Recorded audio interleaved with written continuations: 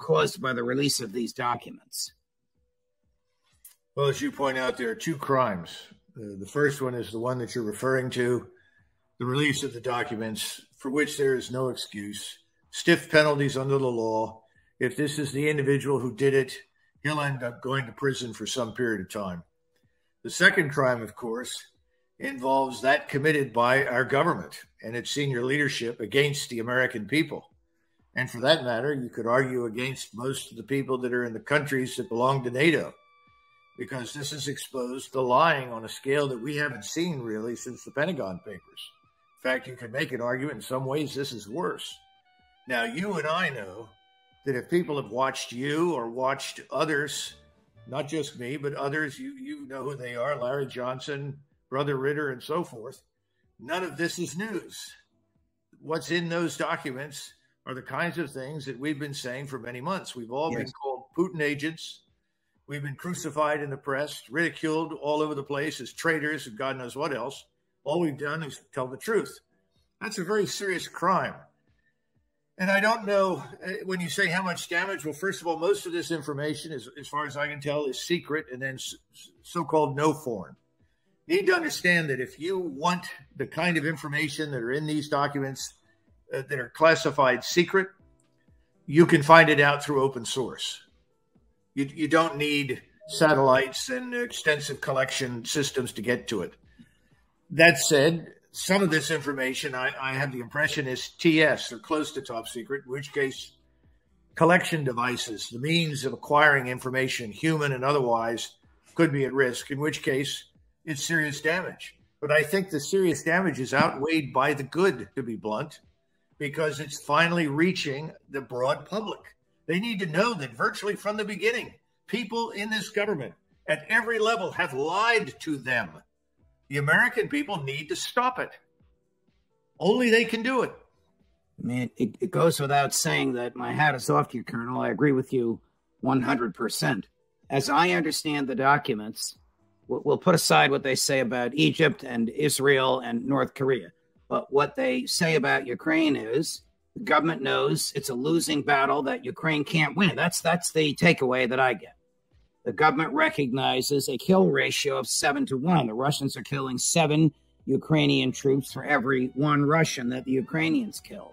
The Ukrainian air defenses are so degraded, they'll be down to 0 or useless by late May or early June.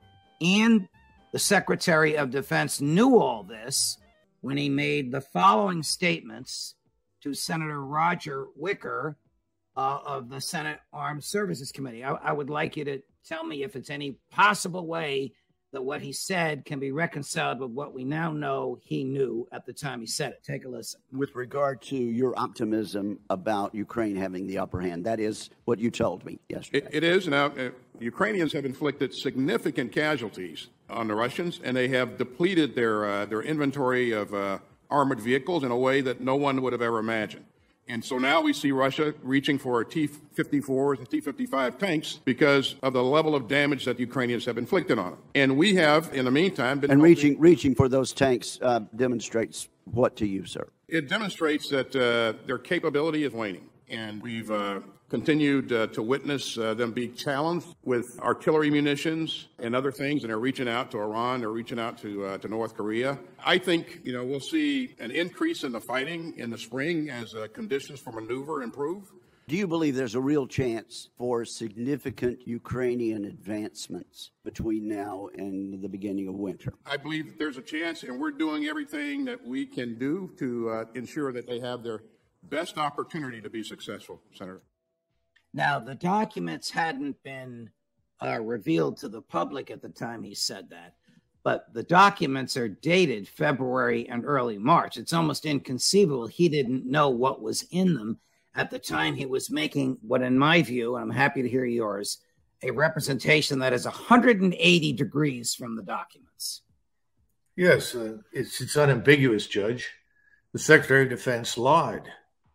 He's not the Lone Ranger. He's got plenty of people working with him and around him who have lied publicly. So is the chairman of the Joint Chiefs. I suspect that if you go trace it through European Command, the Supreme Commander of Europe has probably also signed on for the same lies. We have to understand that this is part of the problem that has evolved or developed for many decades.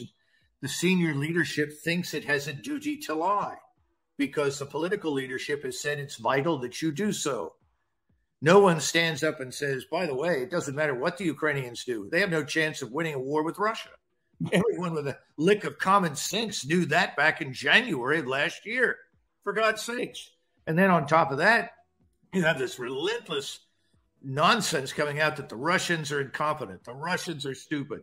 The Russians are corrupt. The Russians can't do anything. The Russians don't want to fight. The Russians are war criminals.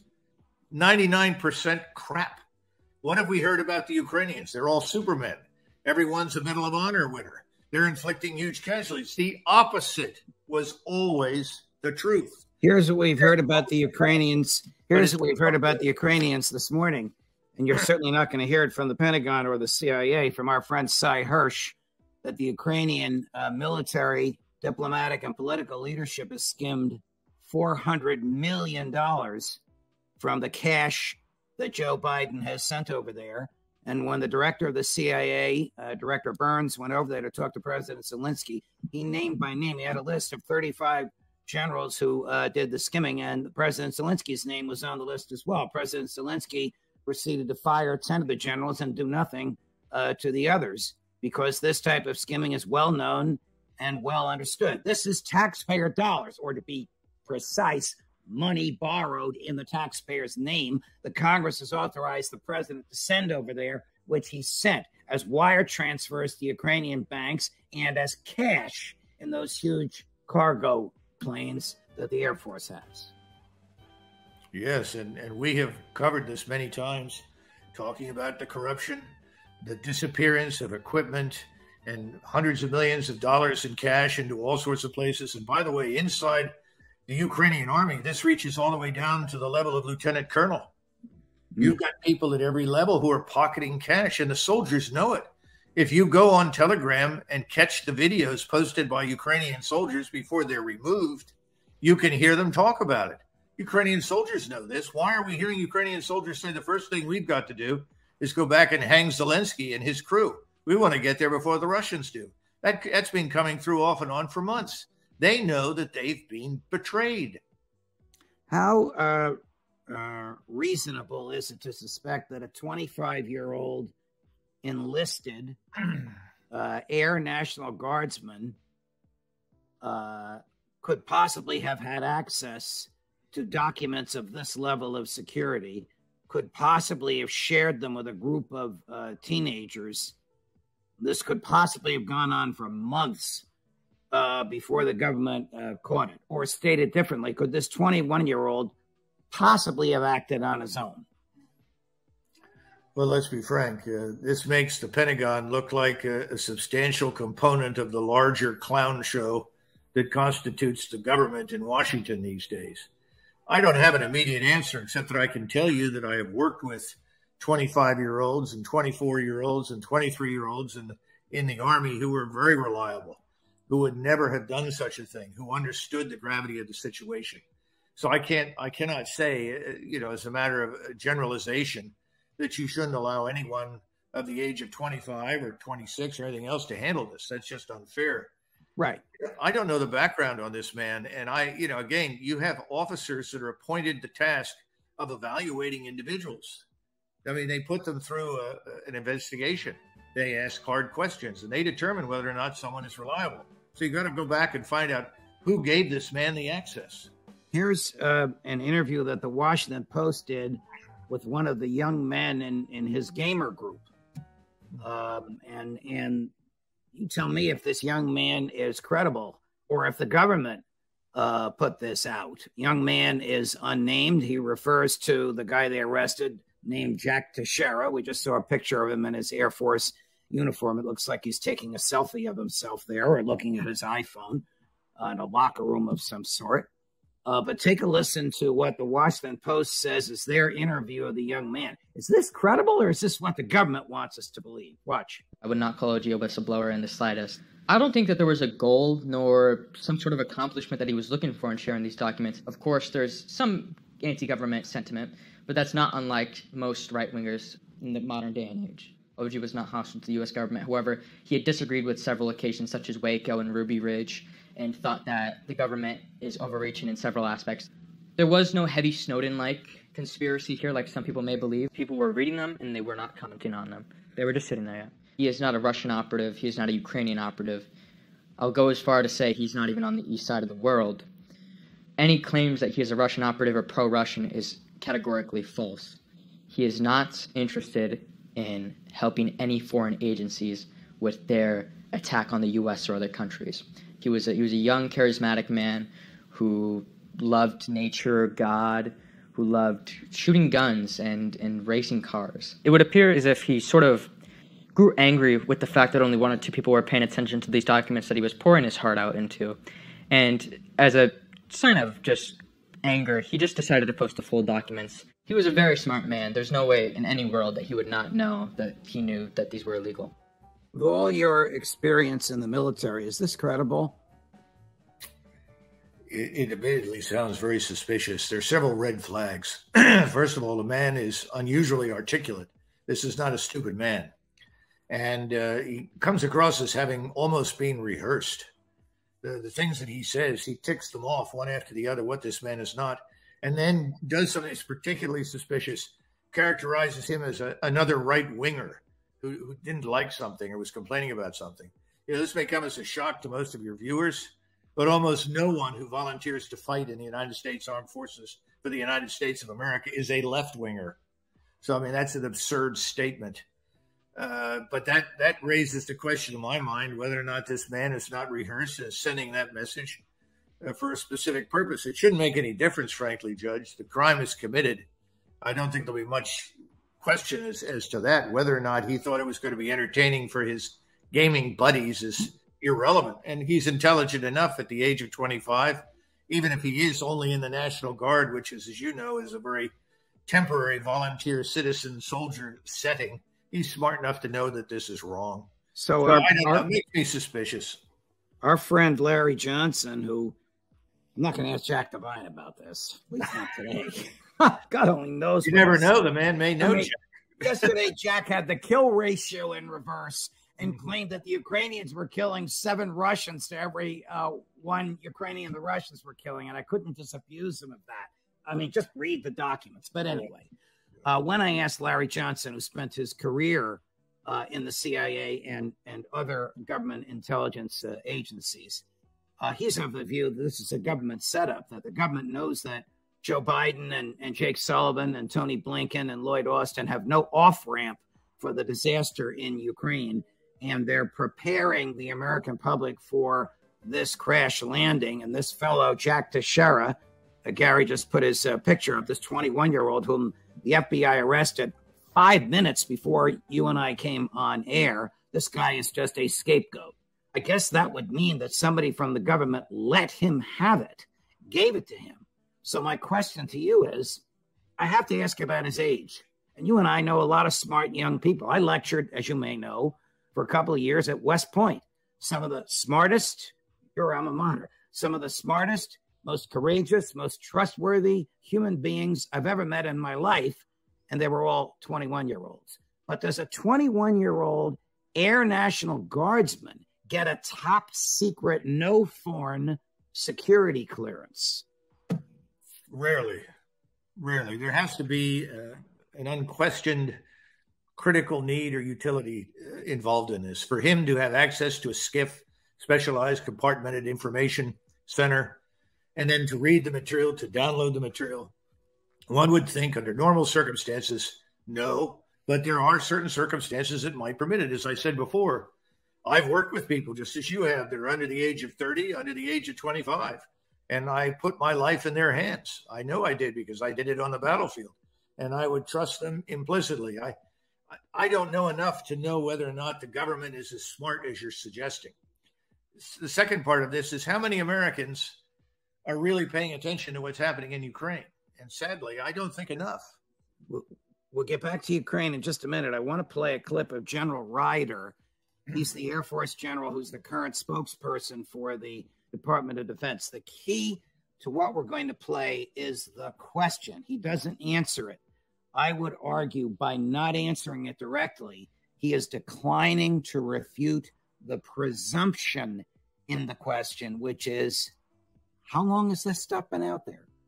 These documents were available long before April 5th and 6th. So what took so long for DOD and the intelligence communities to locate these documents? Yeah, so that's really something that the investigation will tell us. He can't answer that. Mark Milley read the documents. Lloyd Austin read the documents. Lloyd Austin then went and lied under oath and misled the United States Congress and the American public. Joe Biden, Tony Blinken, Jake Sullivan, by their words and behavior, continue to mislead the American public into a fruitless, useless, destructive, counterproductive war, which they don't even call a war. I'm talking about the American involvement. American boys are shooting at Russian boys remotely. The American CIA is stealing Russian secrets and giving them to Ukraine. They're not telling us this. No, and no one should be surprised. We haven't had a real declaration of war for a very long time in this country. And in most cases, the American people and the American people's feelings or sentiments have been largely ignored. And they've learned a very hard lesson from Vietnam. If you can minimize your casualties or keep them at very low levels, chances are no one will notice and pay any attention to what you do. My feeling is as follows. Blinken and company are civilians, and whether or not they believe what they say is open to debate. But the people at the top of the Defense Department know the truth. Any man of honor under these circumstances would resign. I certainly would not feel comfortable as Secretary of Defense if I knew that I had willingly lied, not just under oath on the Hill, to the American people. I mean, Marshall once was asked, do you think you ever lied while you were Chief of Staff throughout the entire war? And he paused and he said, I need to think about it. Then he came back and he said, I think I did on one occasion, and I wasn't aware of it until I'd done it.